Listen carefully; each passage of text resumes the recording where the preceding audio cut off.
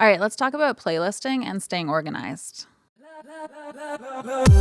All right, so I have some previous videos where I talked about playlisting and how to playlist, how to work with playlists. So I'm going to put cards for those up on the screen if you guys are interested in seeing that.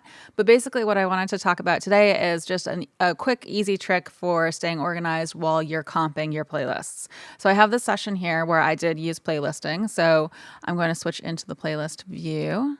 So you can see all my playlists for these tracks here. So these are grouped tracks. So I just had to put one of them into the playlist view for all of them to go into the playlist view. And basically the trick that I wanted to show you involves using that track view window. And so if you don't have that displaying, like I do not have it displaying here right now, usually it's on the left side of this edit window. But what you can do is click this little arrow icon to open it up if you don't see it. And so now you can see here my tracks window, my tracks view. I forget the technical term for this. I should probably brush up on that because it's been a while since I've looked into that. But basically you can see here, you know, for our normal tracks that aren't in playlist view, we have each of the tracks. But for the ones that I did just flip into the playlist view, we can see the actual sub tracks listed here. So see how they're indented the same way they're indented here on my actual edit window. So see how the main track is here, the head of the track's right here, whereas the left side of the head of the track for my sub tracks are indented slightly. So it's the same convention here. And basically, if you're working through these playlists and you're like trying to figure out which one you like the best, what you can do is you can eliminate them as you listen to them. So for example, if I'm listening to this one phrase here and I decide that I don't like, let's see, maybe I don't like all the way up through take 6 here. So what I can do is I can look here, find take 6, and I can just click the dot for all of the ones that I know I don't want to use for that phrase. And they're not gone, they're not deleted, they're just not displaying now. So it can help me narrow it down and visually focus on what I actually want to listen to, what I actually want to continue to narrow down. So then I can keep going, you know, I can, let's see, keep going and be like, well, maybe I don't want this one, maybe I don't want this one. And now I have it narrowed down to these two here. So let's see, I do have one more displaying here.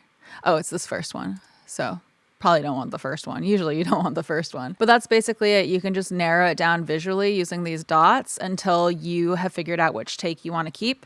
And then, you know, you just highlight whatever part you want to keep for it and you hit the up button. And it goes up to your main playlist here. I'm going to hit undo though, so I don't mess this session up. But that's the basic idea. You can do it with any of your playlists and it can really help you stay organized, especially if, for example, you're doing something like an ADR session or something where there are just a million takes and it's just so hard to keep track of.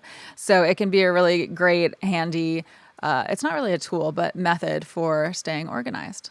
So yeah, I think that's all there is to say about it. I actually had a student recently point this out to me during class, and I was like, yeah, you know, I never thought about, you know, I'll use this to stay organized, to show and hide actual tracks while I'm working, but I never actually thought about using it for playlisting while working with playlists. So I figured I would share that idea with you guys. I hope someone out there finds it helpful. You know, let me know in the comments below. And as always, like, comment, subscribe, hit the notification bell. I'd appreciate all that stuff. I do have that Patreon. So it's patreon.com/CatoNoise. And my patrons do get access to additional content. We have a Discord server. We have stuff on my website, all that lovely stuff. So go check that out if you're interested. And other than that, I come out with new videos every Wednesday. And thank you for watching. Okay. This is a new shirt. I'm really happy about it. It's like nice and loose and comfy. It's like my priority nowadays is if the clothing isn't comfy, I'm not getting it. It's not going to happen. Okay, bye.